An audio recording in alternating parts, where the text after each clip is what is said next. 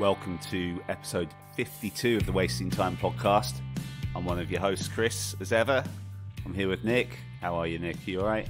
I'm not too bad. Not too bad. Nice chilled weekend ahead. So, although I guess all the weekends over the next few weeks are going to be quite chilled, really. I think that's going to be the theme. Yeah. Making the most of outdoor time, though. So I guess that's about all we can do, isn't it? Really. So. Yeah. Exactly. What's the streets of London like at the moment? Like, are they quite busy? Or? No, they're quite busy, to be honest. Busier than last time around. Yeah, it's just a case of obviously that like the pubs and the non-essential shops are closed. Apart from that, things look pretty normal. How's it up there? Yeah, same. To be fair, like the roads are still busy and everyone's still going about their business. But yeah, I suppose just all the shops and pubs closed. So I guess the evenings it quietens down quite a bit. But yeah, exactly. We'll see where we are in a couple of weeks. This vaccine's closer though, right? So exactly. So we've got certainly a glimmer of hope at the minute. So that's glimmer of hope for your wedding potentially as well. Yeah. Exactly. It was due to be your stag do this weekend as well, wasn't it? Yeah, this would have been my stag do. Yeah. I mean, it's a bit of a shame, but I'm pretty used to the fact that it wasn't going to happen this weekend because we've known for some time that we wouldn't have been able to do these things. Well, we can have a little virtual podcast stag do. I've got a beer anyway. Yeah, so. I've got one too. So cheers to that. Moving on a bit, shall we? I mean, there's a few like new releases I'd like to get into and stuff, but I'm wondering maybe we'll leave that for the next episode, or we could do a short in between episode if anyone cares what we think about stuff. Just because this is quite a long interview and like it might make sense just to get straight into it. Unless there's anything you're burning to discuss right now. No, it makes sense to me. I think we've got a couple of plans, haven't we, for a few episodes coming up anyway. So exactly. That's just Let's just get into it, our listeners, just keep following us, and we'll have some more stuff coming out soon. So today we had Will Pugh, who's the frontman of the band Cartel. He's also quite a successful producer, working with a lot of other artists at this point. He's also, at the time of recording, he's been effectively the fifth member of New Found Glory. Worked on their last record with them, which we discussed about, and he's like their second live guitarist. So yeah, with that said, here's our chat with him. I guess let's start with the basics. How was Halloween last night? Halloween was great. The kid got to dress up as Elsa for like the third year in a row. And then, so yeah, in our neighborhood, it's kind of, I'm a little out in the suburbs, and our neighborhood's like one of the only like subdivisions around. So, a lot of the, people that, just live like right on the street and don't have like the neighborhood thing going on, more out in the country a little bit. They all come into the neighborhood. So, we just put candy out on tables with individual bags, just, for COVID reasons. And, I don't know, it was actually more fun because like you could kind of move around a lot quicker rather than having to go up to somebody's house and ring the doorbell and wait, and then like kids are waiting in line to do the same thing. It's just like, there's a table, there's candy, let's get to business. How many kids do you have? Just one. She's 4 now, did you say? She's 4, yeah. She'll be 5 in February. So okay, like obviously, we just want to get into like certainly the history of Cartel a little bit, but like before we do that, I just want to like talk about what you're up to at the minute, like a few of the projects you've been working on recently, because I know you had that EP come out recently and stuff, and then you've got all your production work you do. But just want to kick off a little bit by just asking about the whole stuff you've been doing with New Found Glory. It looks like you've been doing quite a lot with them last couple of years, but you did that live stream with them recently, which I was just actually rewatching it just before I came on this call. Nice. Yeah, how was that experience? I mean, it's crazy. Cartel's toured with New Found 3 times? Right. Twice. I can't remember. Yeah, no, we did 2 full tours, and then we've done Warped Tour. One sec, daughter's walking in. Nice. Yeah. Daddy's on a call. Remember? I want a pouch. You want a pouch? You know where to get it. Remember, it's in the pantry. Can you get it, please? Yeah. Okay. All right. You need me? Well, Daddy's doing the call right now. I want more milk? You want more milk? Can you bring me the milk and your cup? It's the day after all the candy, is it? She's feeling on the other side of it now. Yeah. Exactly. And my wife is wife's out doing her Sunday run. She's like a very big overachiever and runs like 13 or 14 miles every Sunday morning. You got to bring me your milk wow, that's too, impressive. Yeah, man, it makes me feel like a slob. But she does that every Sunday morning, so it's like daddy-daughter time. But usually she's back, by the time we would have started this, which is scheduling this time. But it just didn't work out. So it's like, oh well, we'll just do it live, man. So it's with the Newfound Glory thing is funny because like, we toured with them a couple times, and then obviously knew them really well from that. We played some Warped Tour stuff. With them, and then not Warped Tour, just like festivals in general. Mm-hmm. So they were like the first band in the scene that I ever really listened to. I started off with hardcore, like that's what all my friends can you put this back in the refrigerator, please? All my friends in high school that we were all into music, like they sort of got me into the underground per se, because like 90s rock's kind of what I grew up on. So like Smashing Pumpkins and 311 and Pearl Jam and all that stuff. And then they were like, "Yo, have you heard of Earth Crisis?" And I'm like, "What?" And I'm like, "Hardcore, dude." And so like we're jumping into hardcore music, and then that was kind of like, okay, this is very heavy. Like I dig it. There's riffs, and they're like, it's kind of learning about like the culture or subculture. So, then it was like, oh, well, like, have you heard Newfound Glory? And it was like, huh? It's like, it's a singer from Shai Hulud, like has like this pop band. And I was like, pop band? They're like, well, like pop punk, like he puts like hardcore breakdowns in. I was like, oh, and then Found Glory, it was just like, what? Nothing Gold Can Stay is kind of where I jumped on the bandwagon. So immediately it was just like, oh yeah, like this is exactly the kind of music I want to listen to. Like, I was a fan of Blink, and all that stuff, like, the more mainstream punk, if that's a word or a term. I mean, they, so then like just kind of hearing that felt like it was new, it was groundbreaking. And like, I feel like I've always sort of leaned more towards the stuff that was new, different, pushing boundaries versus stuff that was like more like, was it like universal in the sense, like everybody loves Mariah Carey. Like, well, of course, how do you not like Mariah Carey? She can sing, But as far as like, oh no, I love Mariah Carey. Like, have you heard these chord changes and progressions and like this production? I'm like, man, I can't like, like this doesn't make my brain, do things the way that, artists that sort of push the boundary. And, for the time, 1999, I think it was in 99 when I got into it. Yeah. So, in 99, like Newfound Glory was pushing boundaries that had never been done before. Or at least, not to that effect. And I know that's kind of weird to say, like looking back, like, how long ago was that? 21 years. Looking back and be like, wait, Newfound Glory groundbreaking? It's like, yeah, actually they are. And just like the whole scene sort of changed behind them, I mean, they were part of something, with like Saves the Day and Starting Line and the whole like drive through, but nobody sounds like Newfound Glory still.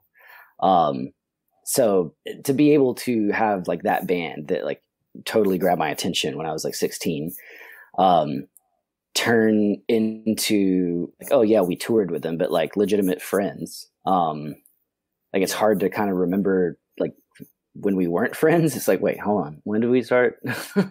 And then, having produced their covers record last year, the movie soundtrack songs, to do that was kind of like, just it's wild. I mean, I know it's like not a proper album, but it's like still like, wait, this is like, sure. I remember when hearing, the Glory of Love cover and was like, what the hell is going on? Like my brain is going to explode. Cause like I grew up listening to that soft rock stuff, like with my mom, like she loved all that, so Chicago, pretty much insert any of those bands. And that was like my early musical influences. To get from that and then hear them do the cover, and it's just like, oh, what you guys, you're killing me here. Like, this is too much. Like, you do your own original thing, like really cool. And it's like super catchy, but like punk and fun, and you can mosh somehow still. And then you cover The Glory of Love, like my brain's going to explode, and like The Never Ending Story, like this is amazing. And then being able to do the third record of that is, you know, it's kind of the full circle sort of thing where you're like, is this real? Like, yeah, pretty sure someone's screwing with me, you know? And then, you know, playing shows with them now, they're like, hey, you know, like Ryan, who was doing guitar for us, like he is down in Jacksonville and like, he's not really, you know, he's doing his own musical thing now. So like, do you want to like fill in for this live stream? It's like, huh? You want me to play 25 Newfound Glory songs and 12 of them are like the self-titled record? Like, yeah, I'll do that. Sure. No problem. And then, yeah, we actually just played a show with them on Friday in Chicago. They did a drive-in show. I mean, it's not going to be a permanent thing. I don't want people to like get their hopes up, or maybe some people are stoked that I wouldn't be doing it. Who knows? But yeah, it's just a lot of fun. And in times like these, it's like a perfect little distraction from things like, all right, cool. And I mean, they're working on some other stuff too. You know, like we're working on things. They're always moving to shakers. Like Chad never stops. And, you know, due to COVID, obviously, like it's just easier to do things in Nashville, and we've already had, you know, some working experience. So we're working on some stuff. And yeah, it's just crazy, like how all that has transpired. I didn't realize you were doing their show on Friday as well. That drive-in thing what was it like doing the drive-in show? What was the atmosphere like? Weird. It not in like a bad way. It's just different. Yeah. So Sophie, you have to leave me alone, babe. I love you so much, but you have to leave me alone. It's all good, man. It's all good. Yeah. What's her favorite Cartel song? Oh, she hates when Daddy sings. Oh, really? That's the irony of it. It's like she has a professional musician as a father.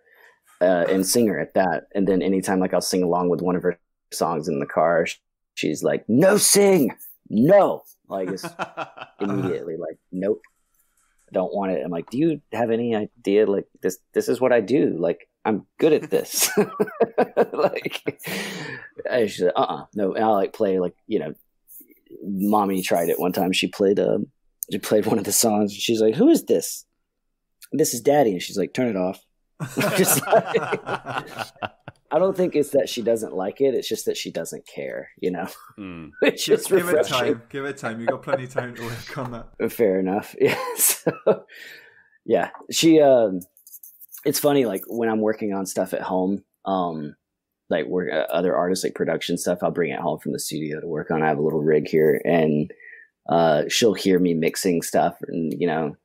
Then I'll, you know, the next day, like I'll be in the car and she's like singing the song. I'm like, wait, what was that? What are you singing? She's like, your song. I'm like, well, that's not my song. It's just what I'm working on. She's just singing their song. I'm like, this is crazy. She hates my stuff, but anything else I'm working on, she's completely invested in. It's so funny. So, I mean, in terms of the production work then at the moment, I guess that's still ticking over pretty well at the moment. More artists now kind of recording more now. They're not on the road as much, or what? Or, I mean, yeah, in my experience, I haven't necessarily felt that. Like, I mean, this year, you know, like Cartel, we were going to play some shows in the summer and just kind of see what happened. But then obviously, like, COVID had other plans.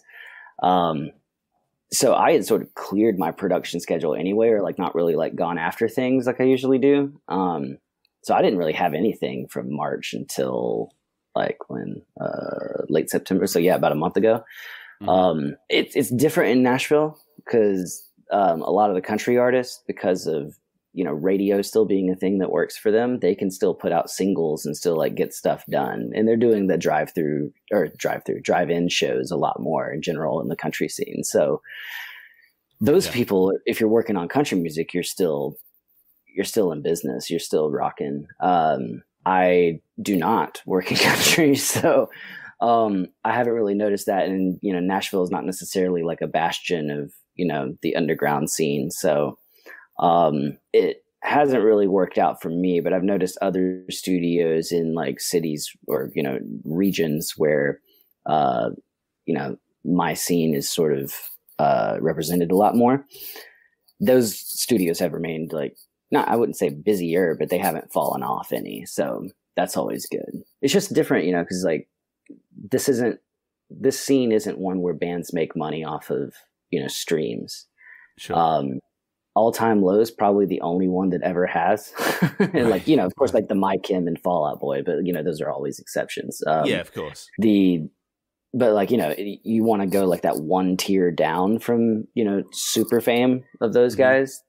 You're not really doing anything on streaming. That's, sustainable for like a living. You have to go on tour.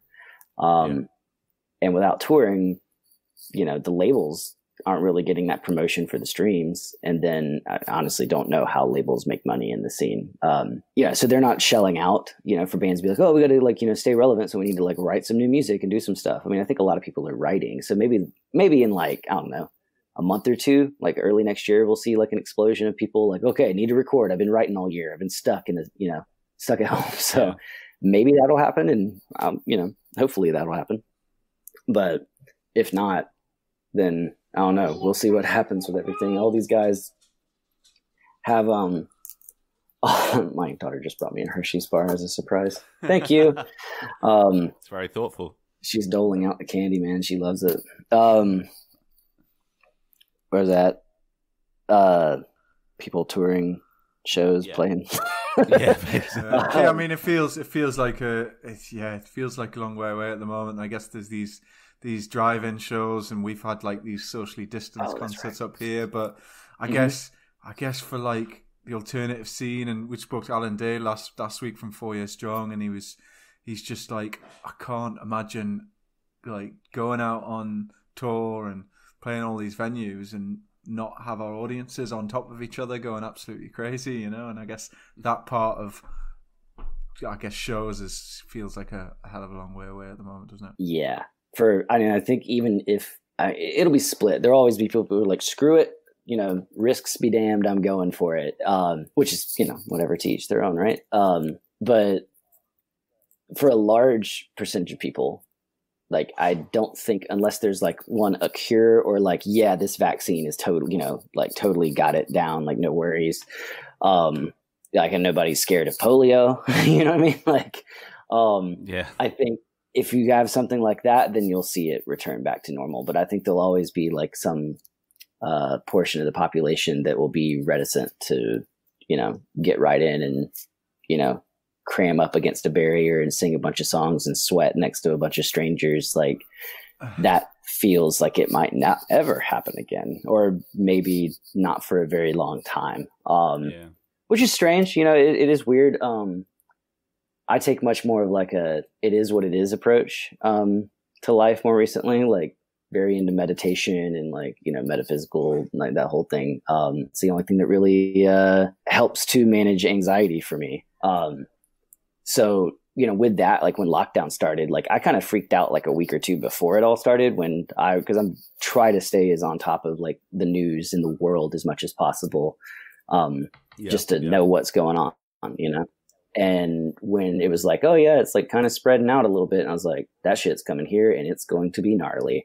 So I tripped out for like a week or two. I was like, no, we got to buy like some food. Like, I don't know if like they're going to, shut down grocery stores. Like, who knows what's going on? Like, cause China was like full draconian, I was like, it's going to get weird here too. So I need to go do stuff. So when it actually came to lockdown, and obviously it wasn't that severe, but when it came to lockdown, I was like, yeah, this is comfortable. This is about right. Like, it was easier for me to accept changes because I had already accepted change as like a constant, in general. So like, regarding shows and things like that, like even playing that drive-in show, it's like, yeah, this is weird. It's different because there's not like, it's a Newfound Glory show. And usually you look down and people are like moving around, dancing, like right up front, like singing along. And you can see people on like a barrier, like just standing right on the front of their cars or like, or sitting on the front of their cars, but they weren't allowed to like intermingle.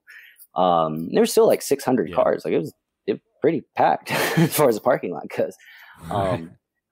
But then like, it's like, a lot of sing-along parts in Newfound Glory songs. So you get to, My Friends Over You, and like, Jordan, everybody goes quiet. Jordan like puts the mic up in the air for everybody to sing, and you kind of barely faintly hear it, like this is usually like so loud. Like what's like, so it's not like, it's cool that, people got to see a live show. Like, all right, nice, and got to be around other people experiencing the same thing versus just like, cool, I logged in on my computer. But it's, you know, you kind of, it's going to take a while, I think, for people to sort of get used to it to where they can enjoy it in maybe the same amount of enjoyment that they had when they could actually, you know, be like shoulder to shoulder, just in a different kind of way. You know, it's more of like an appreciation versus like a pure like adrenaline, you know. And I think that's hopefully what mankind has learned in general from all this, is just an appreciation for you know, life in general and what we do get to enjoy versus what, you know, easily be taken away, which we've obviously experienced. Yeah, and I guess that's really important to, I guess, people's mental health as well, isn't it? And you know, especially a lot 100%. of the arts, you know, it's I think it's, you know, become more focus, going to be more focused on that kind of in the coming years, and I guess more support and yeah. See what happens, eh? Yeah, long overdue, honestly. Yeah. Okay, cool. Let's, if it's all right, we just want to, I guess, take it back to the start a little bit. Yeah, for sure. And run through the ages a little bit. And I mean, you talked about New Found Glory, you know, being a big kind of shift for you and influence for you, kind of around 16 mark. I mean, was that when Cartel started to get together? Was that when you were like, I want to, you know, do something down this avenue? How did that start to kind of come together as a band, I guess? Yeah, I mean, the band, I think pretty much every band, I think, who've been together for a very long time, or since they were, you know, around like high school age, they would have a similar story where there was like some of the band members were in bands together, and other band members either were in other bands or like not in bands yet, and sort of like, you know, coalesced eventually. A similar thing was happening for Cartel. We weren't called Cartel, but a similar thing was happening around the time that New Found Glory like came in. Because like I had a band that was not associated with anybody in Cartel. Like when I was a freshman in high school, so around like 14, 15. Right. And you know, we did like a little album, small studio, whatever, and then it turned into when I met these guys in high school, then it sort of, or sorry, when I met these guys like my second year of high school, that's when, you know, they're like, oh, dude, you're in a band, like we should be in a band together, and like listen to New Found Glory, and like, huh? And like, just like everything sort of changed overnight because they showed me this band, and I was like, oh wow, like, yeah, I want to do stuff like that. Like that's fun.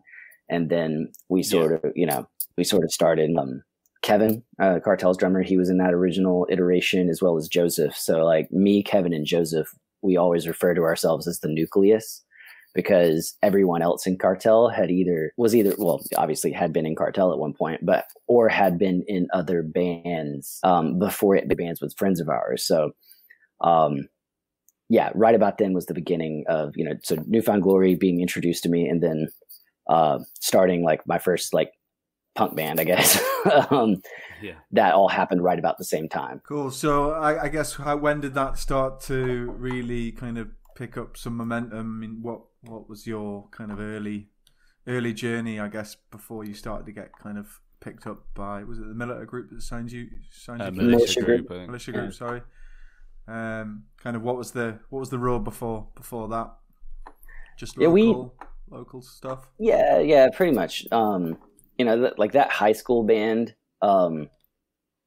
Atlanta wasn't really like, it wasn't really a place that had like a clear scene like inside of itself, where there's a lot of bands that lived in Atlanta and made music and performed in Atlanta. It was mostly like the surrounding suburbs that traveled in and sort of met up inside of Atlanta. Atlanta is kind of a new burgeoning metropolis in that way. Like when I grew up there, like not very many people actually lived in the city, and that's like completely different now. With those high school bands, and like, you know, before it was Cartel, we had done like, you know, Battle of the Bands, and then like gone and played, you know, house shows in like a neighboring suburb or something. So there was a scene like around Atlanta too, around the perimeter. So we had sort of built up like at least people knew who we were, or knew that we had been in this band or that band or whatever. So by the time like Cartel came around, it was funny. It just seemed like, okay, so we're kind of doing exactly the same thing we've always done, but now it's just called Cartel, and we sort of just like dropped that other band. One guy moved away for college, and then now this guy joins, and then all of a sudden, like, you guys are coming to our shows. This is weird. But it's right music, right time, right. That's all that stuff, that comes into play. So yeah, we were playing like a bunch of local gigs for pretty much all of like 2004, to the late 2003, and then 2004. We had done the Ransom EP right around then. I probably played like 8 to 10 like local shows over the span of time. Some Battle of the Band stuff, whatever, and like kind of we'd bring out like a couple hundred people, which was good for Atlanta. It wasn't really known for like having a scene like that. There wasn't really any like pioneers, if you will, in that scene. How was it? Was it the end of 04? Yeah, it was the end of 04. End of 04, Militia Group came into the picture. We signed with them, and that was just another like happenstance thing where there used to be a music conference called Atlantis Music Conference that they had in Atlanta every year. And it was smaller. It wasn't like the big stuff like South by or anything like that. But Militia Group, Rory, the owner, he flew out for that every year. He was like a panel speaker as like a pretty decently sized indie group. And Copeland, who was on Militia Group, they lived in Atlanta at the time, and they knew our other guitar player. And so Copeland's on the Militia Group. Copeland's like, hey, like my buddy Andy, his band, like they're good. Like you should check them out. Like they're pop. They're not like, serious emo like most of the Militia Group bands were. Right. But like, check it out. Like you might dig it. And then he was like, yeah, I want to see him play. And then, so we played at the Atlantis Music Conference, and he was like, you guys are awesome. Like kids are into it. Like right on, let's do this. So we signed a little bit later that year. So it's kind of like, if we fans there, even like standing up there on stage, like with undeniable songs, I don't think it would matter, because I think a lot of what happens in this scene is like noticing crowd participation. Like you could have banger after banger after banger, and if people are just standing there looking at you, no one's going to think like, oh yeah, this is it. That's it, isn't it? So yeah, we had to kind of pay our dues early on to develop that that visceral reaction from a fan base that was like, man, I'm going to go off when they drop that riff, I'm going to punch my friend. Like, people, if you don't have that in your head, that anticipation to where you're going to go nuts, like, have you really accomplished something in this scene? And, that's like another metric to judge by. So it happened to work out just because we had paid our dues and put our time in. Okay. And then we kind of go into 2005 where, in thus Chroma. exactly where like I feel like all of the press places at the time would have been talking about Cartel a lot in the build up to that album, like places like Absolute Punk and Alt Press. Mm-hmm. What was that year like up until then? Was that when you were like going on tour for the first time and stuff? Yeah, we hadn't toured properly. We had played shows around like Raleigh, North Carolina, which is about 5.5, 6 hours away. Played like a show in Florida. And we hadn't really ventured too far outside of the state of Georgia at the time. Columbia, South Carolina is about like 3 hours away. Something that's like easily like we can drive up and drive back because we can't afford a hotel, like that sort of stuff. Sure. That sort of thing we would pull off intermittently, like around like 2003, 2004. But then we kind of decided like, all right, like right around the time that we were starting to get some interest from the Militia Group, we're like, the only way we're going to do this is if we prove we can tour, because no label is going to sign an indie band, that can't tour. So we're going to save all of our money. We're going to, sell everything we got that we don't need for the band. And we're going to buy, a van and trailer. And so we bought, some rickety piece of shit with a trailer that would get us, at least part of the way to where we needed to go. Started that like summer of 2004. We played 3 shows, and then our van encountered a fatality, which ended up just being a fuel pump, which was hilarious because we spent thousands of dollars to fix a $300 part. Of course.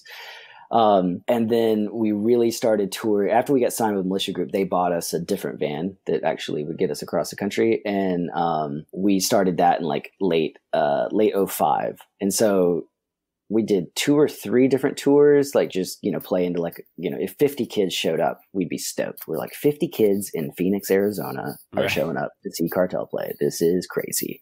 Cause it did coincide with like, Militia Group signs this new band from Atlanta. What's going on here? Oh, we're going to listen to the Ransom EP. Oh, this is actually pretty good. Cool. Like, let's start following them. So like, you get Absolute Punk talking about it more than Alternative Press at the time. We were still kind of small fish for them. Yeah. So it was a lot of, Absolute Punk, kind of doing the thing, and us, interacting on the message boards before like internet commenting became like a cesspool of hate. Yeah. Maybe you can't have this. This is straight up sugar. You just had a piece of candy, just one. You can't have a ring pop because daddy's not watching you. I thought what's a ring? Huh? I thought what's a ring? It is a ring, but it has a candy, like a lollipop on the end of it. And I don't want you to choke because I'm not watching you, okay? You can have it after I'm done. Sound good? No, that doesn't sound good. Okay, we'll go put it away. Mommy will be home soon. No deal. Bad negotiator.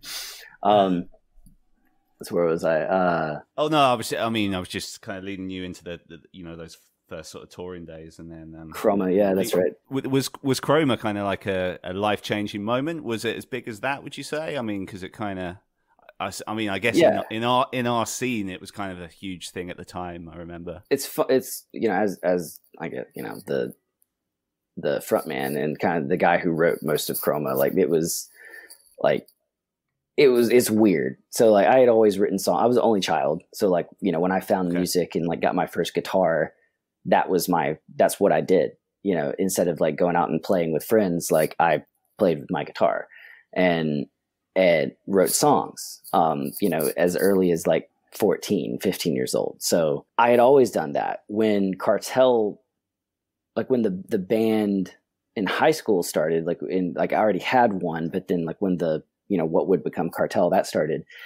There were 2 other guys in the band, the other 2 guitar players that already had songs. And so they sort of wanted me just to sing their songs. They're like, oh yeah, you can sing, like come and like be our singer. And I was like, oh, okay. I figured that out later, really. I was like, oh, okay, so my songs, they're like, well, like we've been listening to NoFX since we were like 12. So, we know what punk is. You don't yet. Like if we needed a grunge song, like, yeah, but that's not what this is. I'm like, okay, cool. So like, they kind of took over the songwriting duties and did all that, but I was still writing songs. Like, okay, cool, and writing lyrics and melody and stuff for them for sure. But then when Cartel started proper, Andy, the original guitar player, he had pretty much all the songs on the Ransom EP, other than City Never Sleeps, Fiend, and Last Chance. Those 3 songs I had written, like, and had them beforehand, and like brought them in and introduced them to the band, and so we went through the whole Ransom EP thing where, the songs that I brought in weren't like the iconic ones. Like City Never Sleeps, people were into, and like Fiend, people still talk about, but it's an acoustic song on a rock album. Like those always get talked about, like Incubus with Drive, like decent song, but like I can think of 15 better Incubus songs, but everybody talks about Drive because it's, the one that their moms can listen to. It's like that sort of thing. Yeah. Okay. Like that's kind of what I put in the perspective of people liking Fiend. I'm like, yeah, it's all right, but it's just because it's different. That's why you're like focusing on it, but whatever. Not to psychoanalyze like every music fan ever, but so that EP went through, and we toured on it, did the thing, and then Andy ended up getting kicked out. We just all wanted different things. Like he didn't want the band to be like super successful. He's like, no man, I want to stay like true to the roots. Like I don't ever want to be as bigger than the Get Up Kids. We're like, the Get Up Kids are big, dude, but like, come on, man, let's like go for it. Why would you want to put a ceiling on something? I think so we didn't like really trust that. Like, how can we really move on in the band if we don't want the same thing? But when we were still friends, obviously. So when Andy left, like I remember we had a meeting, or not a meeting, we just hung out, like went to this late night coffee shop. We were just sitting there chilling. He's like, hey man, like, you're going to have to write all the songs now. Cause like the other guys aren't really like writing anything. And I was like, shit, you're right. Okay. And I'd had like a couple songs, but then it was just like, all right, man, like open up the floodgates again. Like you didn't need to write. So you really kind of didn't. And then now go for it. You can. And then Chroma. So basically, I mean, the other guy, I mean, not to say like I didn't like write the whole thing and like, here you go, guys, here's your sheet music, play it. It's not like that. Obviously, it goes through the band filter, but like the, you know, the basic chords and vocals and melodies and lyrics and all this stuff. It was just sort of like finally being able to let that creative, you know, lid come off, because I wasn't like stifled or anything like that, but it's just kind of like, oh, hey, cool, I got an opportunity to do something. And so it's just like, yeah, every idea that I have is going into this one record, because you never know if you're even going to have a second one, right? So, of course. So yeah, I mean, you know, most of that tour up until then was just like writing. You know, we were on tour with like the Militia Group tour, which is like Rocket Summer, Branston, Umbrellas. Who else? Is that it? Just the four of us. Yeah, it's just the four of us. Okay. So we did that, and then like immediately went in the studio to record Chroma. Well, pre-production, I should say. But yeah, it was all that time was just like really, really interesting, because like, you know, none of us had any money. We didn't have per diems. We weren't really eating. You know, we were staying at people's houses at night and all that sort of touring thing. It's sort of like that's when you like band together, like as like it almost feels like you're in the military, because it's kind of like an us versus them. Like, we just need to eat and get to the next city. Like, how are we going to make this happen? And then we're going to play a show and then like, you know, sing for our supper, basically. And you know, that I think a lot of that energy and that like camaraderie really like, you know, ended up translating itself into, you know, the energy that we ended up putting on Chroma. Because, you know, we had toured some, we knew what it was like to play shows and what, you know, different songs that were like, oh yeah, this slaps. And then you play it in front of people and you're like, nobody cares. All right, why don't they care? And so you learn what people react to and what they don't react to. And then that sort of just all, you know, synthesizes through your writing filter. And then you sort of write based, you know, into what is working on like a, you know, a seminal level with the fans. And then, you know, what little fans we had at the point. And then it's, you know, then we just do the thing, and it happened. And like realizing how much success that record had based upon, you know, the amount of like resources that we had. At the time is like inversely proportional to how every other record went for us. So it's really funny, man. Like, so Chroma is always like this little, like, I don't know, like obviously it's an important record for some people. And obviously an important record for me too, but it's funny. It's almost like how you sort of feel like other records would be like the older sibling, and that one's the younger one, even though obviously like, you know, that was the younger one that like gets all the praise from mom and dad. And you're like, hey, okay. What, look, I'm like doing things properly. Like, you know, like I recorded in a really nice studio and we took our time. Like, we focused on each and every part. We made like, you know, we made sure the tones were better. I made sure like I was more focused in my vocal performance and like all these things. Like, these are like by definition like way better records, but you know, the little kid is the star. Like that, which there's a lot to be said for. But it's just really funny because, like, you know, I never want to think that I've already written my best album or my best songs. Like, then I might as well quit. Yeah. You know, might as well quit. Yeah. So I'm always trying to do better. So I can't look back and be like, yep, not going to beat that. Never going to beat that. Because, like, you know, you're never writing the same song twice. How does Chroma sound to you now if you listen to it now? Messy. Really? What's it been? I suppose it's been 15 years. Yeah. I mean, it still sounds, I mean, you know, messy by, you know, relation, I should say. I mean, obviously, rock in general has gotten a lot more, like, polished and produced. Yeah. In a sense of like, no, man, we got to make this, like, we got to make the performance work, because you never know, this could cross over to pop. And I think that's really the thing. When our scene via Fall Out Boy, My Chemical Romance, I mean, even New Found Glory probably had a little bit to deal with that. Sure. I mean, you could listen to the difference between Self-Titled and like Catalyst, you know, and say oh yeah, like there's a huge production difference. Because, you know, Self-Titled, you're still a band in a room sort of sound on the record. And after that, it's like, you know, that era entirely, it's not just them, but the era, as soon as it crossed over into MTV and like, oh, well, this could get played on the radio. Yeah. Then you have to, like, you know, stack everything up to those standards, and then everything gets a lot tighter. from like, you know, people are going to hyper edit, you know, your guitars and your drums and your bass and put everything together. And then your vocals are going to be tuned and all this other stuff. So your ear just gets used to hearing it like that. Right. So then you go back and listen to like an older album like that and you go, damn. I guess working in production as well probably kind of must feed into that a little bit as well in terms of picking it apart from that side of things, no? Yeah, it's certainly different. You know, because I didn't really know much about like production when we started Chroma. You know, I didn't have a lot of time to sort of see what was going on when we were doing the Ransom EP, and I had like, you know, rudimentary software, you know, in high school, like to make demos, and it sounded terrible. I remember actually, Chris, we recorded on like a 4-track tape recorder back in the day. There was no Pro Tools. There was no Pro Tools either. It was an old cassette job, a 4-track thing, Tascam. Yeah, dude, that's the good old days, man. Yeah, old school. So obviously, Chroma assumably kind of really opened things up for you from like a touring perspective. I assume that's when you started to jump on Warped Tour and some pretty big tours all around. I guess were you over Europe much at all? Weirdly enough, we never really toured Europe. You got to hit the stop button, babe.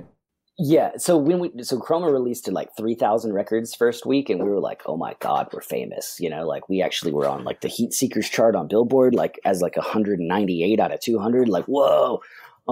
But we were still touring and playing to like 50 people, and it's like, huh, like what? Right. So, you know, then we do the Acceptance tour with Receiving Into Sirens and you know, Augustana and Paramore and Panic at the Disco, when all of those bands were just starting, and it's like, you know, okay, cool. And then we do the Starting Line tour, and like, you know, by the time we get to the Starting Line tour, we've sold like 10,000 records. By the time the Starting Line tour is over, we've sold like 40,000, and we're like, huh, all right.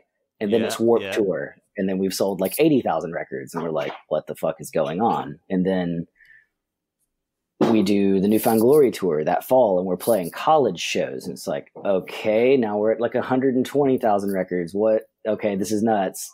And then we do our first headlining tour the following like February, I think is when it started, and that was with Boys Like Girls and Cobra Starship.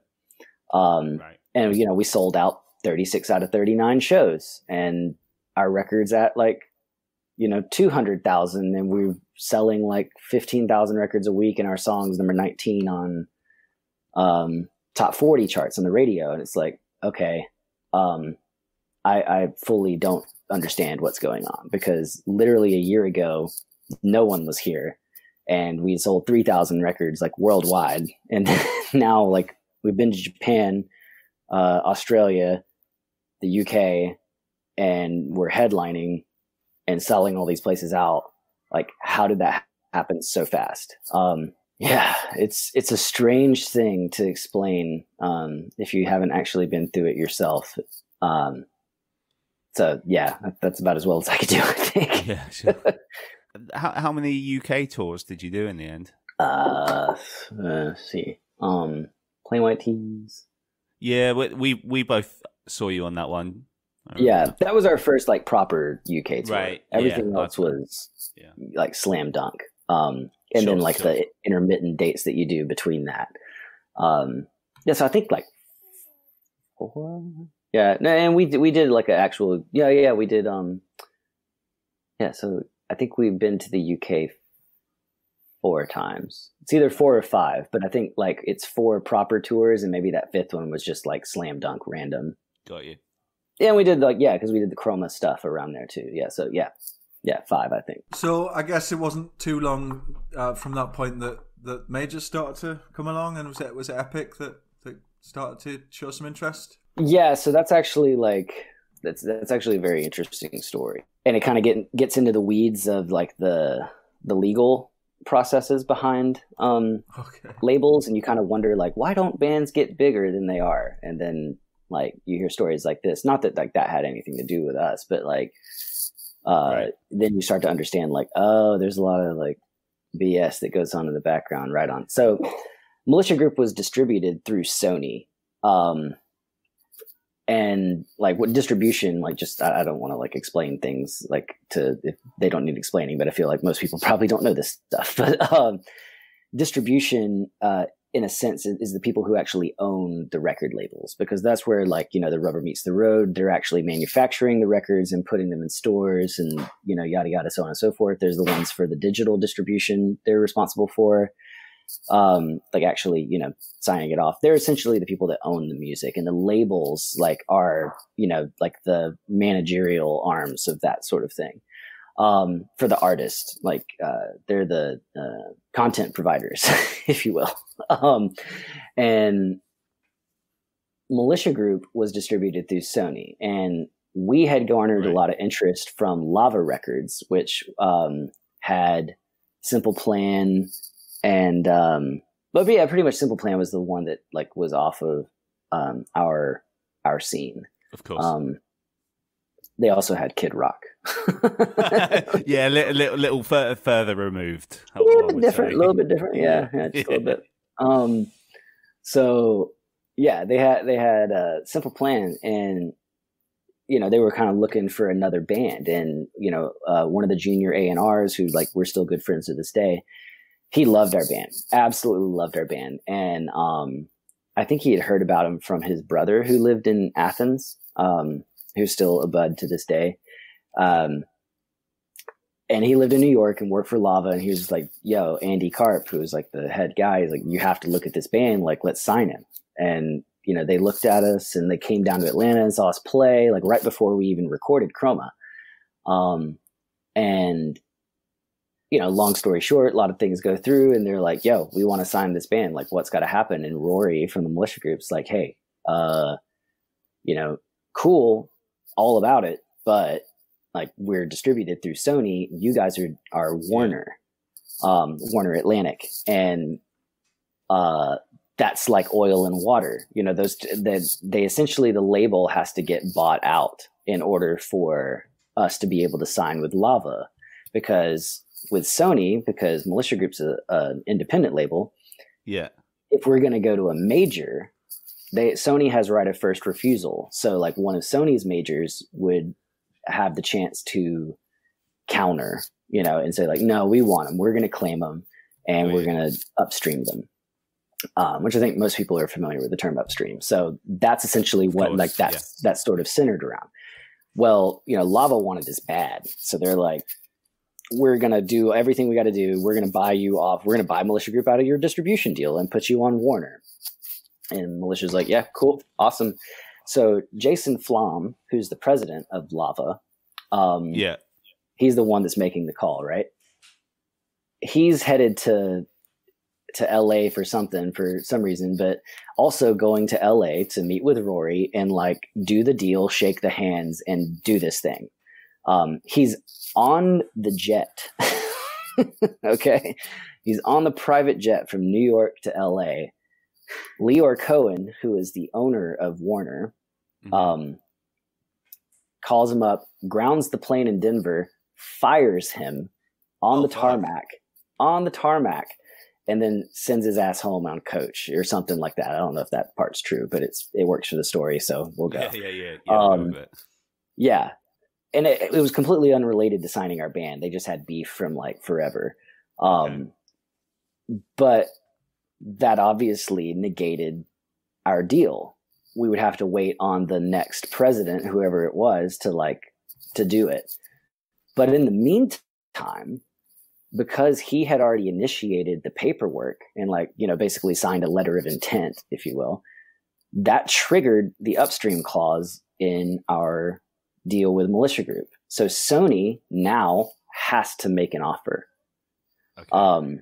Or Militia Group gets to go like, cool, we're still going to do this thing because we get to go sell, we get to go to a higher bidder because we have a band that they want. And therefore we had to make a choice between Columbia and Epic, and did this whole did a showcase and went to New York and got wined and dined, and they're all like, you got to sign with us. No, you got to sign with us. We're going to do this thing. Now we're going to do this thing, and then make a decision. So, we kind of got forced into going to and I say forced in like signing to a major is awesome. So like we weren't like bummed at all, but it was just kind of like, wait, we were signing to Lava and now we're going to sign to Epic because we have to, you know, like it's like, all right. I mean, I guess this is where we wanted to end up anyway in the natural course of things, but still like weird way it goes down. So yeah, I mean, so, you know, Epic in Columbia, we weren't on their radar. It's not like they were like, oh yeah, like Cartel, they're like in our minor leagues. Like we're going to bring them up someday when they get their shit together. Like, no. It was like, wait, who's this band? Huh? They're on Militia Group. What? All right. We got to learn their songs and like get familiar and like be able to talk to them about it. Cause they got to choose between one of us and we actually have to make the pitch like look good, you know?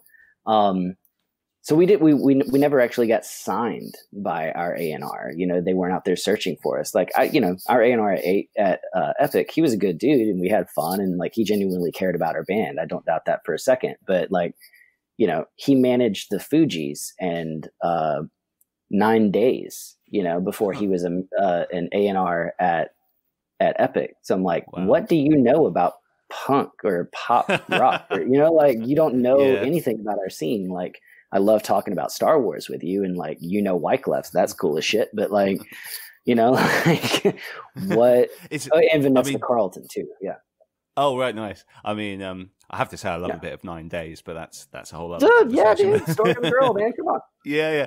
Well, I reckon all their albums, they've got some jams, man. But is that how you is that how you ended up working with Wyclef at some point? Was it through that connection? Sorry, I know I'm jumping around. Yeah, no, it's fine. That's a good line into the next album. But yeah, that's how. Or we with the bubble and all that stuff. Like they're like, it'd be really cool to like get a nice feature on the record. And we like asked Butch Walker because he's from Atlanta too. So we knew Butch. So we're like, dude, Butch, you want to be on this thing? And he's like, man, I'm doing this other thing right now. I don't have time, blah, blah, blah, you know, which is totally cool. Like much respect.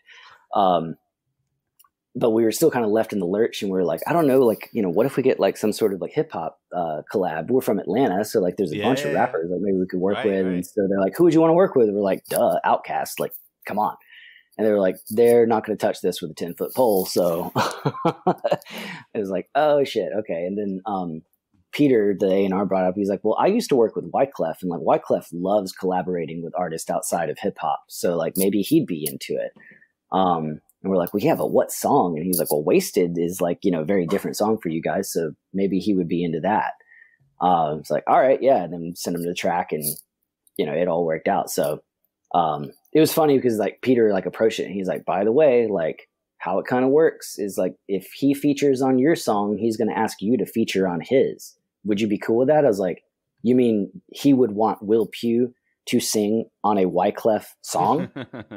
Yeah, I'm pretty sure I'm cool with that, Peter. Like, yeah, I'll be gone to November all day. Like, come on. Like, so yeah, that obviously didn't happen. Although would have been sweet even if the song never came out. But yeah, that's essentially how that all came to be.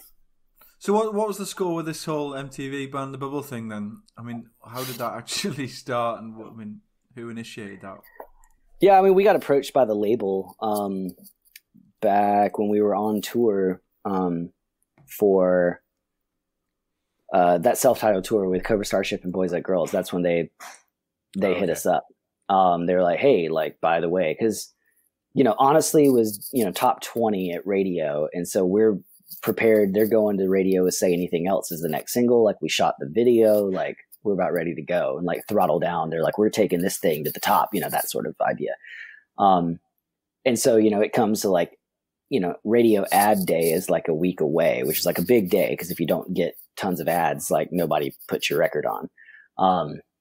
So we're like really preparing for it. And then we get a call like, hey, so, yeah, this bubble thing, we really want you to do it. And if you are going to do the bubble thing, we're not going to work Say Anything Else or any other single from this record.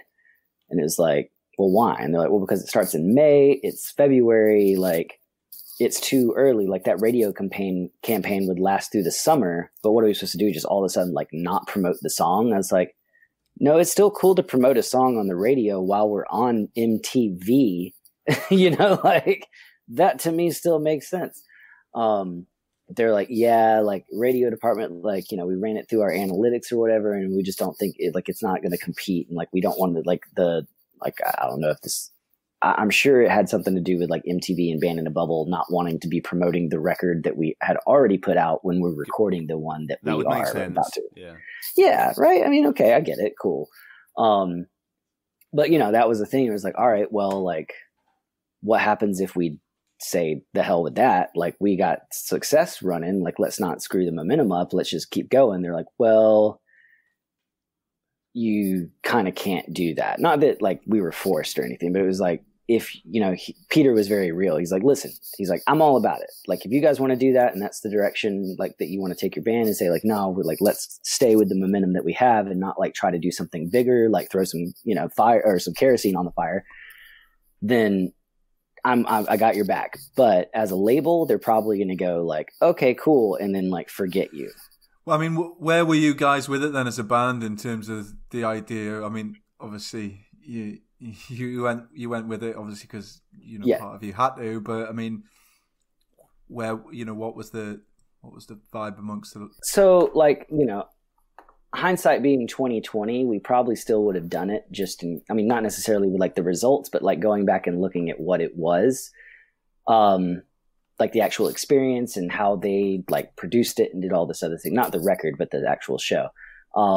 We would probably still do it, but at least we would have known what they were going for, and we would have like been able to adapt better. But the thing is like, that was never presented to us, that was how they were going to treat it. Like, to us, it felt more like a documentary, but like a lighthearted documentary, because we've never been a band that like takes ourselves too seriously. Like, we always have fun no matter what we're doing. Okay. And try to see the light, you know, all that sort of stuff. Yeah. And so we told them several times, they're like, you know, you're going to be, yeah, it's funny because like we're sitting on our tour bus after like basically being on a tour bus for 9 months. There, you know, we had a producer like who just flew in that day, sitting in our bus, like, hey man, like, this is going to be tough on you guys. Like, you're going to have to be together for 20 days straight. We're like, you see what the hell we're doing right now, right? Like, we're on a bus where like I'm sleeping on top of this other dude, like in basically a coffin with a curtain. Like, you're telling me that like we get to have essentially a tour bus that doesn't move, that's like 10 times as big, and people just bring us food, and all we got to do is just like work on, like, you know, go to sleep, play video games, wake up, work on record. Like, that's not hard, man. Like, I don't know if you think you're going to get like the real world here, but we're going to give you Jackass. That's what you're going to get. You know, like we've already been through all those fights as a band. We've been on tour for like 3 years straight, dude. Like, this isn't going to affect us in any way, shape, or form psychologically. Like, oh, you got cameras on us, big deal. You know, like, been there, you know. It's like, so then, you know, the way they ended up happening is just kind of like, fuck, like, you kind of missed the mark. Like, it was so much more fun to be in that thing than they made it seem like, from like an editing perspective or anything. But, you know, at the time when we were making the decision, you know, it all boils down to this: you miss 100% of the shots that you don't take. So we were kind of like full on board with like, this could launch us into like, oh wait, Cartel, we thought you were one thing, but in actuality, you're like a return to like the rock of, you know, when rock bands were rock bands, you know, but like a new thing. That's what we were trying to pull off. And we felt like we could, with the record period, regardless of the bubble. And then when they brought us that opportunity, we're like, well, this is kind of awesome, because like we're getting an MTV show and people are going to be like, hold on, let's go check this out. Even if they don't like the music at all, we're going to get a lot more people who would just listen to it and just see what's going on than we would if we just released the record otherwise. We wouldn't change a thing, because it was the best thing that we could do at the time, that we knew that would be able to like, you know, blow things up. We also, I mean, obviously realized that there could be some backlash, but we're like, nah, like, of course, this is a much bigger audience. Like, and people just don't know us or realize what's going on. But then we found out like people thought we got paid millions of dollars for that. it was hilarious. Hey, dude, not gonna lie, we asked. They were like, we're like, well, obviously they're gonna pay us for this, so how much are we gonna get paid? Like, you know, and they're like, I don't know. Like, you know, our managers talking to us like, how much do you want? We're like, dude, like a couple million. Like, this is MTV. This is a reality show. Like, and our career is on the line. Like, Sure. like hook us up. And then we sent that to them, and they were like, no, "You're out of your mind." And it was like, "Oh, okay. Well, what are we talking about?" And it was, you know, it was fine. Nobody retired off of it, obviously, but like, it wasn't like this landfall thing that like, oh yeah, we're, you know, I don't care what you think because I'm rich. Like, no. Okay. If it was, we probably wouldn't be having this conversation. You know what I mean? They're like, I don't care. I'm off on a boat somewhere. You know. I mean, how was the record received though? I mean, obviously, "Lose It" was the big single that we all heard and loved. But I mean, what was the response to the album? I think it was good. I mean, I think a lot of people, you know, initially because, you know, it's our culture makes it a lot cooler to hate things than to support things. We sort of had more of like, oh, these guys are sellouts now sort of thing. But I think ultimately it was like pretty good. Like, I didn't see like any change in response at shows and everything. I think people were like genuinely into it, and it was something different. And like, I think there was a lot of different songs for a lot of different, you know, musical tastes. I suppose as well, because you were kind of pulled off onto that quite quickly. You still had tours booked. The reception at shows, because we pretty much like finished that. We finished that album. It came out, and we went on tour like pretty much immediately. I just think, you know, the fans obviously like changed a little bit. Like, I think that's when it moved to more of like the mainstream crowd that weren't so much like, you know, if you look at like the show energy back in like Ransom EP days and Chroma days versus post Chroma days, definitely a lot more like timid, where, you know, they're used to just kind of like standing there and watching a show versus like participating as much as, you know. So obviously you didn't release anything else with Epic at that point. What was how did that kind of come to an end in terms of that relationship? Yeah, so Chroma sold, like, I think at that point in time it had sold like about 280,000 copies, which, you know, they owned 250,000 of those copies. So, you know, they're not displeased. This record comes out, and, you know, it wasn't like a record that we got to develop, you know, where, you know, typical record stuff, it's like you're writing demos, you're sending it in there, you know, being like, oh yeah, like write some more songs. And you kind of get to a point where like the entire label is stoked on the songs that you guys are about to record. You know, even though they're your songs, the label feels a little bit of ownership, right? So whenever you feel ownership about anything, you're going to work a little harder. You're going to have better ideas because you care in a different way. Like, you feel like the record's success is also your success, and not just because like, yeah, okay, I'll get to keep my job, you know? When the process for this record it wasn't able to happen that naturally. From our standpoint, it was. We were still able to write. I mean, you know, like Chroma came out in this September 2005. I had songs that never even got finished for Chroma that started to be what songs would be on self-titled. I wrote all through that time. Like, so, you know, I had 24 songs or something like that by the time we got to like, yeah, we can make a record. And, you know, I played some of it for the label, and they're like, oh yeah, okay, cool. And like, you know, we showed them like some stuff, and like, all right, yeah, we're good, whatever. It's like, all right, right on. You know, like we got thumbs up. So it was like, cool. But like, you know, we didn't have that chance to like make the record in the studio, send it to the label, and then be like, and, you know, go in and track all of those songs together, and then pick the best, and maybe even like go write some more if we needed it, like to take that developmental process of what they wanted versus what we were able to give them at the time. That's like, you know, we just never really synced up, and it happens all the time. It's not like, you know, we were some weird anomaly, but we just happen to be one of the bands that fall under that category. So when it didn't sell, gangbusters, and we sold like 28,000 first week. We were like number 8 or something. Like when it opened, for us, we're like, this is insane. We released a top 10 record. Like, this is crazy. Something like that. I don't know. But for us, even just selling 28,000 records in a week was like a big deal. And they were like, oh, we're disappointed. I'm like, well, I know we're not like Beyonce, but like they hadn't even started to like wrap their heads around the fact of what's, downloading and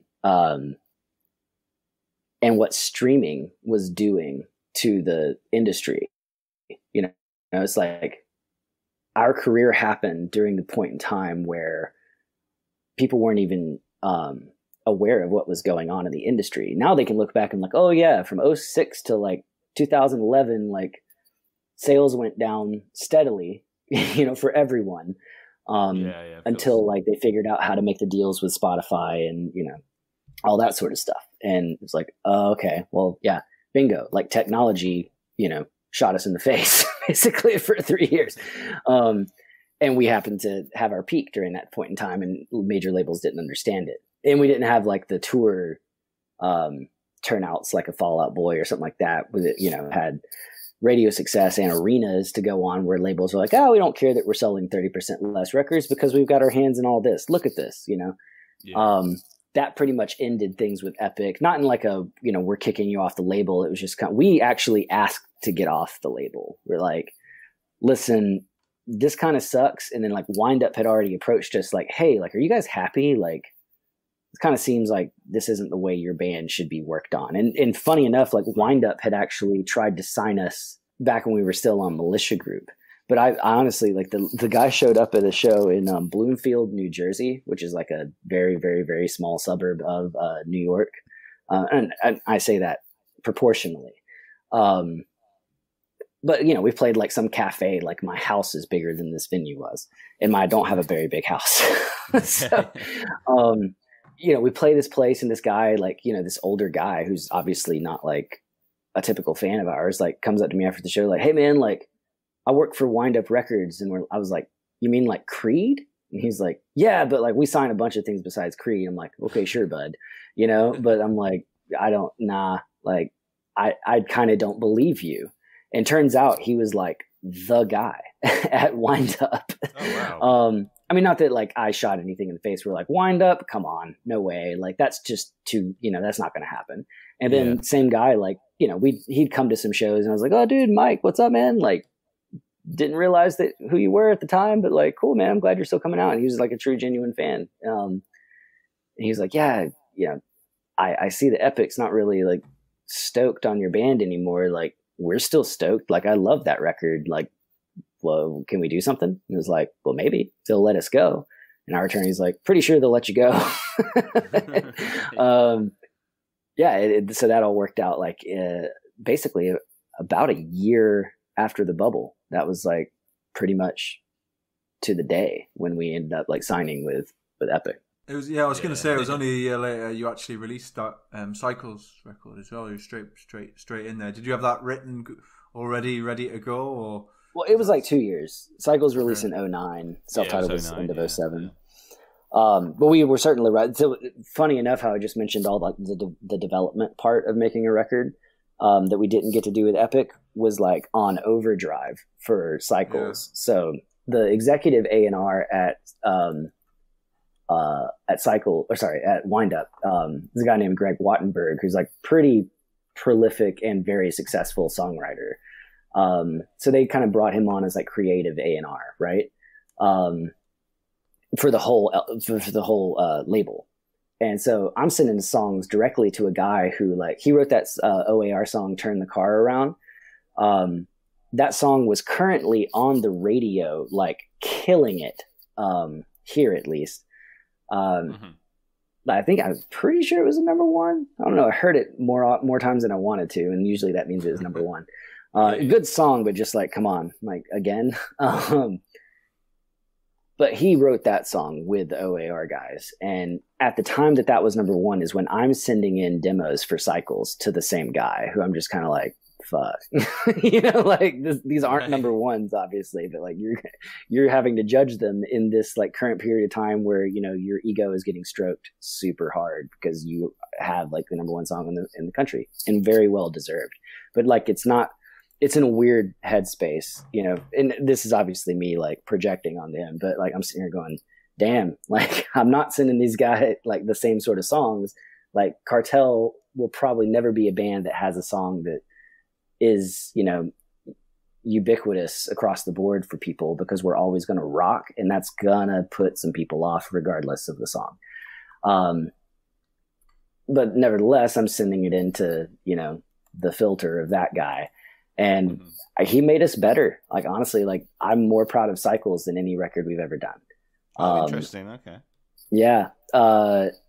There's a lot of there's just subtle things that I was like, oh man, that's huge, a huge improvement. We actually spent a long time recording that record. We lived in New York while we did it. So we were there for like 4 months, and then, we got to produce a lot of it as well. Like, not actually hands-on engineering, because we had a badass engineer for that record. His name's Ross Peterson. He's the man. So, got to make that record for a long time. We put in like a year's worth of writing. It's just kind of like the way that we've always known that records were made, like back in the day when it wasn't so like now. So it was, a labor of love to get that record together, and then like hearing the way the tones came out and the way the mix came out, and then like how the songs went down and like all the little production elements. And just like, for me, it's like, it's the closest to flawless record that we've ever done, because like we got to spend so much time making it happen. And to me, it's the best songs too, like as a group, because there's some variation. There's some more of that like, modern rock stuff that we had in our guts, I think everybody kind of got a little bit of a chance to shine. I think Kevin like played the hell out of those drums. I think Joseph got to do some really cool stuff on lead guitar that like really expressed how good he is. And he got to do that on Self-Titled too, but I think we gave him a little bit more of like his lane for making things happen on Cycles. And then, from a vocal standpoint, like I feel like I crushed that record. I was also like taking vocal lessons for the first time ever to learn how to like not lose my voice on tour. So that had a lot to do with it. That record to me was just like such a nice scene change from what the Self-Titled was. Not because I still love Self-Titled. I think artistically that's our best record. But as a whole piece, everything put together, like commercial viability as well as like songwriting, musicality, production, quality, blah blah blah. Like Cycles ticks all of those boxes. Did you switch anything up from like a touring perspective then, or were they pretty much the same in terms of who you were going out with and No, we stayed with our ilk. I think the tour we did off that, we had the Somerset as our direct support. Okay. So yeah, it trended like a little poppier than what we had done, but after the bubble, it was kind of like we were on an island. We were still a scene band, but like no scene bands wanted to tour with us really, like right after, because it was like, ooh, the bubble band. But like, yeah, and it wasn't like we really like went after that like full hard. I don't want to make it seem like we were shunned, because I don't think we were, but it was kind of like maybe you shouldn't, because I don't really know how that went down, because I'm not the booking agent who had to make those calls. The promoters were stoked. They were like, yeah, you guys just were on national TV for like 4 weeks. Like, yeah, you're good. Here's your offer. Cool. But then like trying to find people to do it with us was like, okay, this is weird. So that, and then even trying to like go up. Because that was the thing, like we could still tour on our own and headline, and that was fine. But like trying to jump up and like, hey, like maybe we can get like on tour with like, a Maroon 5 or a Foo Fighters or something like that was the tier up that we were trying to jump to. That wasn't happening, because it was like, wait, well, you guys just did this bubble thing. That's cool. Like right on, you're in our like, now you're in our universe that we can talk about, but you don't have like millions of record sales to back it up. So what are we going to do? Or like a bunch of radio success. So we're kind of like in this weird like purgatory in the music scene. So we just struck on right ahead, doing our own thing, which I guess would be kind of like the through line for all of Cartel is, you know, world be damned, we did exactly what we wanted to do. And I guess from that point, kind of things started to simmer off for you guys. Kind of what was driving that? I mean, was it like a collective? Was there like a point, or was it just a kind of slow, kind of I guess disbandment? Or I don't know. Did you guys actually ever like officially break up or anything? No, dude, we're still a band right now. I know you are now, but was there a point during the last 5 years where you did that? No, you kind of just stayed. Essentially, what happened? So after Wind Up, like they loved that record too. We were all on board. We went and busted our ass on a radio tour, just like me and Joseph in a van. With the radio reps flying around the country, going to different radio stations and playing Perfect Mistake on the radio. Like did okay. I forget what that got to. I think it was like high 20s or low 30s or something. Not great, but like fine. It was tough times. Like, Fall Out Boy was sort of like falling off, not like success wise, but I think they were in between record cycles. And then, like the big artist at the time was like Kesha. So like, not really relevant to Cartel. It was kind of like, a very uphill climb to get radio success at that specific point. I think if like Fall Out Boy or like another like, rock band like My Chem even had like been killing it at radio right when we were trying to do that, it would have helped out a lot, but it didn't happen. And we thought that, their whole thing with Wind Up was like, okay, we know how to like work your band. Finally, you're with a label that knows how to work your band. So we're going to do Perfect Mistake. Then we're going to do Faster Ride, because Faster Ride's a little less like punk. It's a little more like pop rock. And then we're going to hit them with Only You as the ballad, and it's going to blow your band up because that's going to kill at top 40. And then you're going to have all this stuff underneath it that says like, yeah, you're still a rock band, but this is your like power ballad. And I was like, hell yeah, let's do that.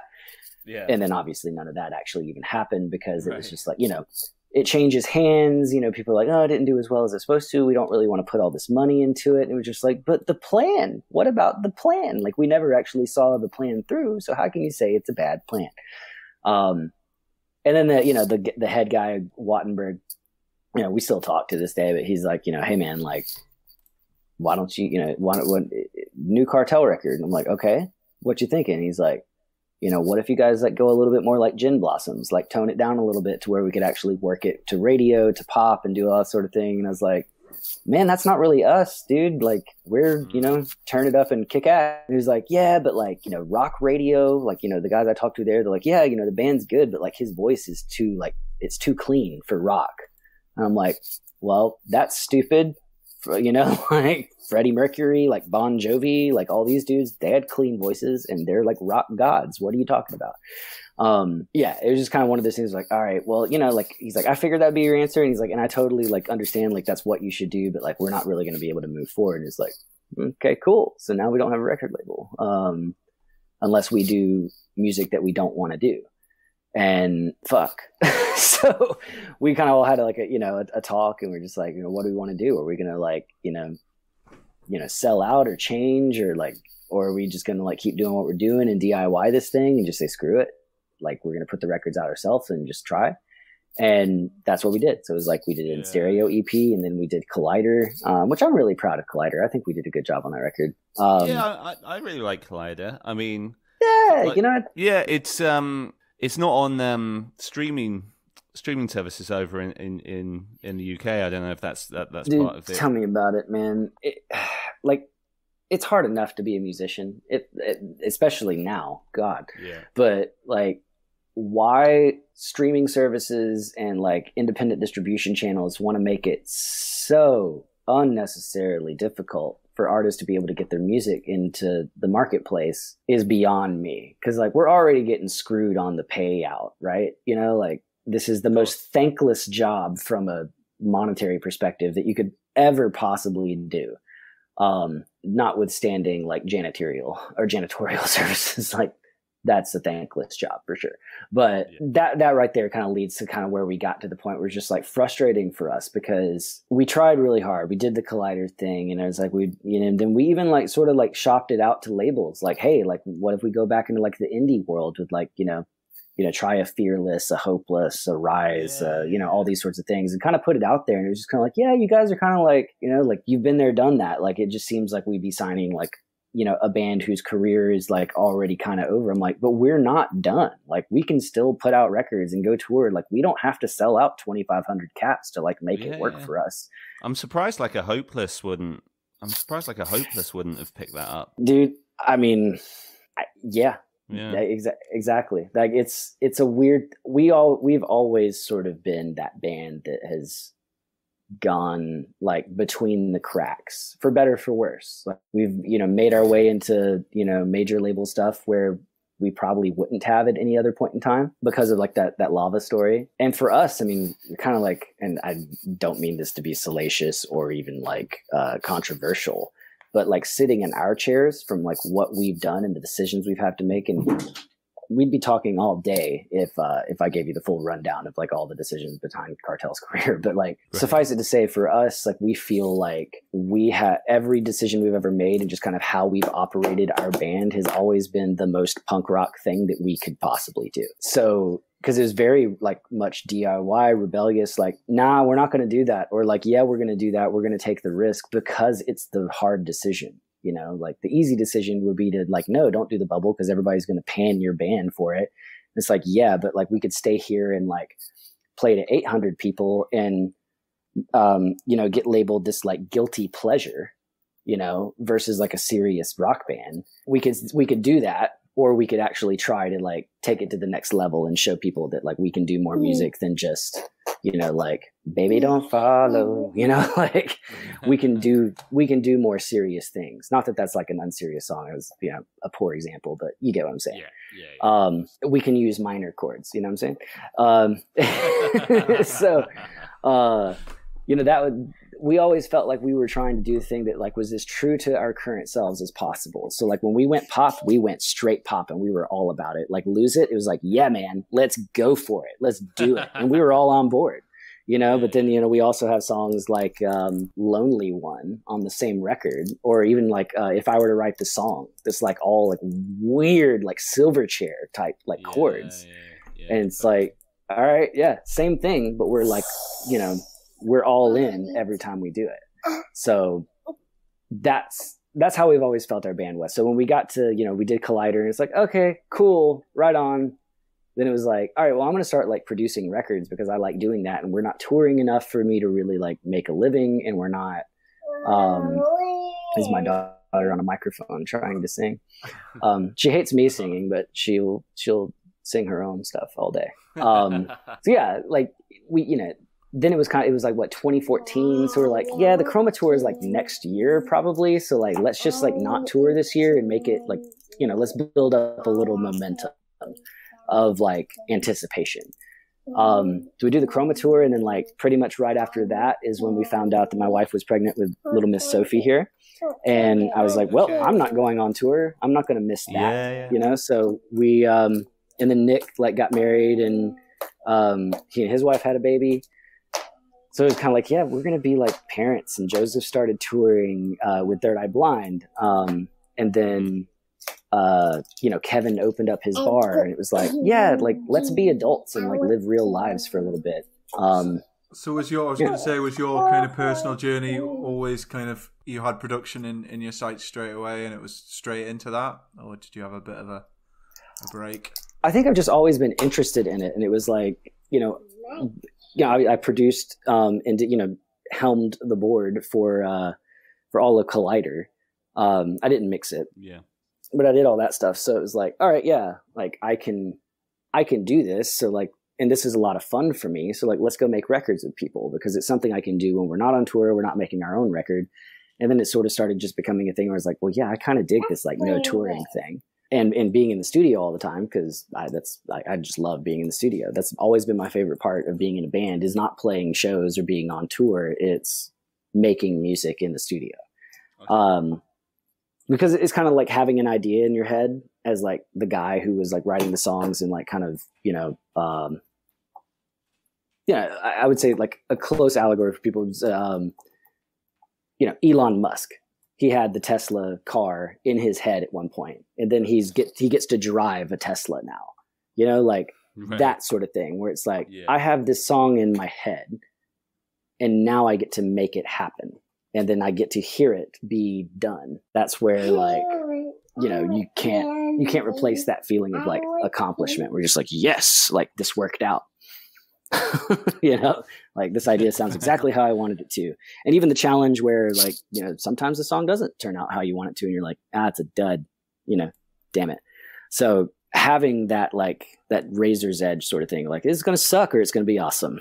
You know, like that's kind of like its own little challenge in the studio. So yeah, it's always been my vibe. So what's been your kind of highlights as from a production point of view, or kind of artists you've worked with, or ones you're working with now? I guess you want to maybe give a shout out to or have worked with recently. Yeah, I mean, we obviously like the New Found Glory stuff is like some weird like dream that I never really had come true. I was never like, I want to produce them one day. It just like ended up working out. It's like, this is crazy. Yeah, that last record, which I see you worked on as well, I thought was like their best in years, but. So Forever and Ever Times Infinity. Yeah. I think I'd love to take some like tiny form of credit for it, but I just did a bunch of editing on it. Okay. Steve Evans like ended up being a friend he mixed From the Screen to Your Stereo 3, and we just like talked about like stuff because I'd be like, hey man, like, you know, you got some advice or some input on like these sounds that I got, like you've been making records for like 20 years. You made a lot of my favorite records. Like let's rap, you know? So we ended up becoming buds, and then he was coming to Nashville to do the record with them. And he's like, hey man, this is going to be a lot and I can't do it all by myself and keep up with the pace that they'd like to keep up with. I was like, yeah, man, I'll help you out. So I ended up just doing a bunch of editing and like vocal production stuff. And drum production stuff. Like I didn't really touch any of the guitars and stuff like that. But yeah, I'll take my like honorary Grammy or whatever that people get. Like when it's like, you know, best technical production or whatever, like in the Oscars. And it's like, yeah, sure, okay. Like I just like chopped up vocals and made sure things didn't clip. But yeah, cool. I'll take it. Anyone else on the radar though? What I'm most like stoked on is just the variety of different bands that I've worked with. Because I never really wanted to be pigeonholed like ever as an artist, and especially not as a producer. So I'm a big fan of like the Goalkeeper record that we worked on. Me and Kevin from Hit the Lights worked on that. That's bad research for me. I didn't realize that you worked on that as well. There's a lot of buzz about them at the minute. Yeah, they're great guys, man. And like those songs are so much fun. And like me and Kevin, Kevin was the producer because he had worked with them on their other record. But then he moved to Nashville and was like, hey man, like, because I've worked on some stuff with Kevin before, his little side project. And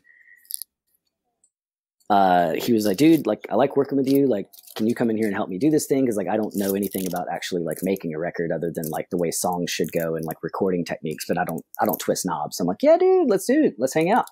So then, you know, we ended up working with those guys. It's like, yeah, this turned out to be like a ton of fun. And then obviously like Seb from Neck Deep mixed it. So all like kind of little a scene like triumvirate there, putting their hands on that record.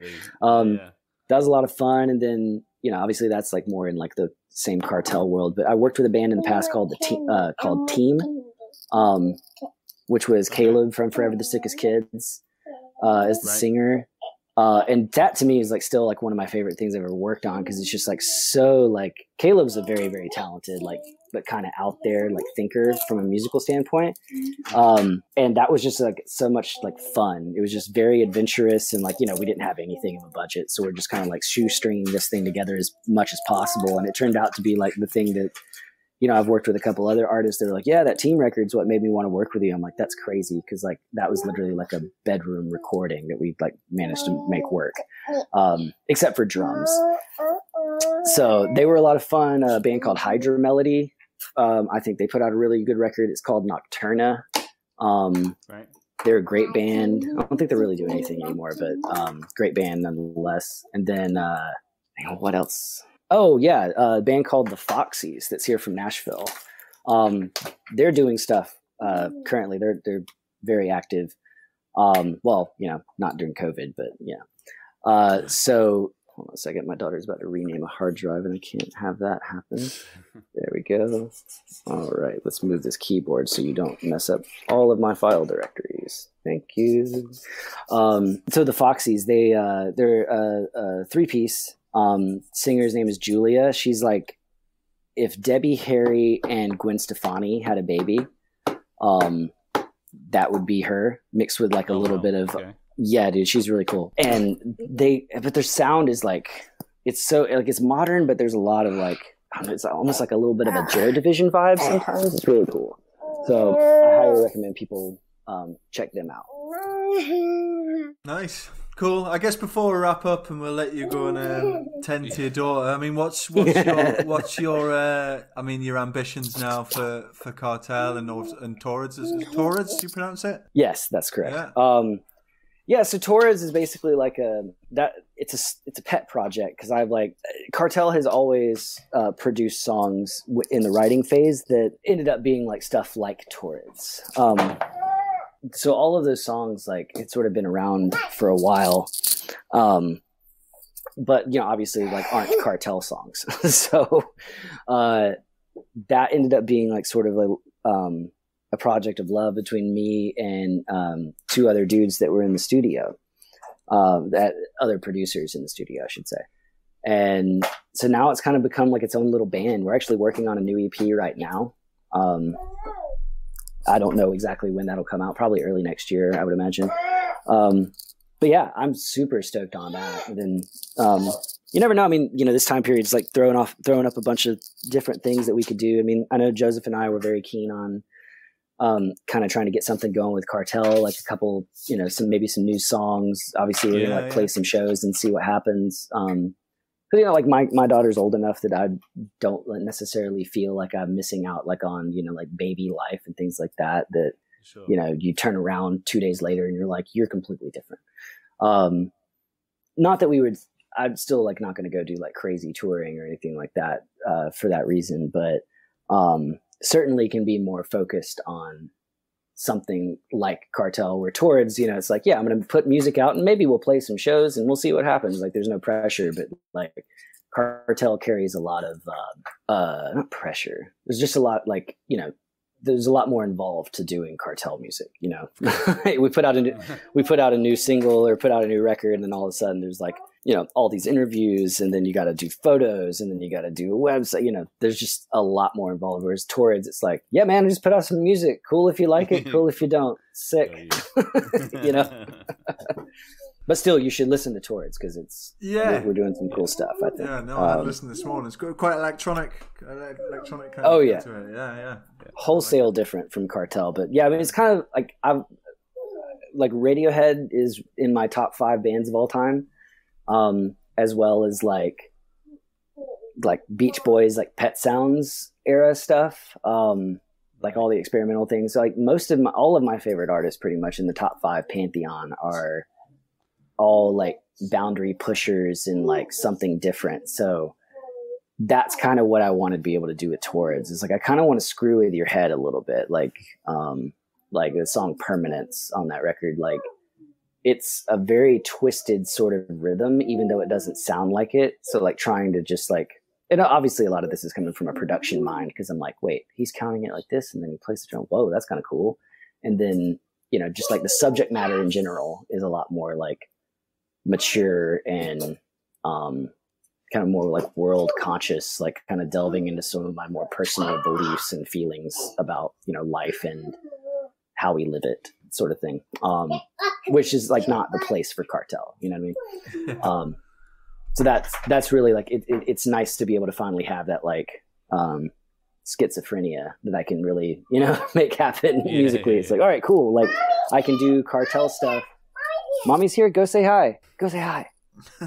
Big fun. Your relief has arrived. Exactly. She hasn't been that bad, honestly. I was kind of fretting it. I'm like, okay, here we go. No, it's been cool.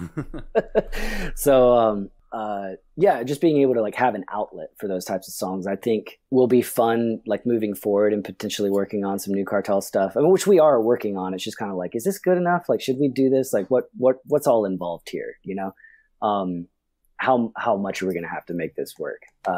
It'll be fun because then it's like when I come to write Cartel songs, I can like fully, commit to whatever, direction that Cartel song is, because I'm not like trying to also like satisfy this like urge to be like as creative as I possibly can be, or imaginative in like chordings or like, voicings or like rhythms or things like that. It's like, nope, don't have to do any of that.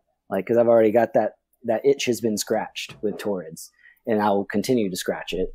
And so now when I do Cartel stuff, it can just be, it can be what it's supposed to be. Cartel. Yeah. Cool. Well, we'll look forward to hearing it when you manage to get something out there. But, for sure. We'll we're taking plenty of your time, so we'll let you get back to your Sunday and your family. But yeah, thanks a lot. Of course. Thank you for listening. If you liked what you heard, we'd love it if you could subscribe to us wherever you get your podcasts, whether that's iTunes or Spotify or Stitcher or anywhere like that. Also, check us out on social media. If you just search for Wasting Time Podcast on Instagram or Twitter or Facebook, give us a like or a follow on any of those. And also, we love hearing from listeners as well. So feel free anytime to drop us an email at thewastingtimepodcast@gmail.com, or obviously you can message us on social media as well. But we'll catch you next time.